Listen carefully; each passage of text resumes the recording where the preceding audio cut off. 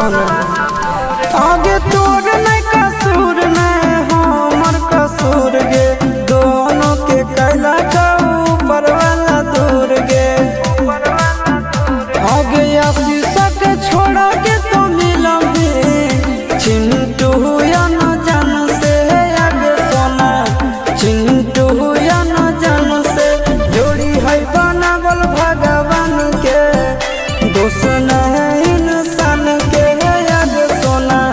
दोस्त नहीं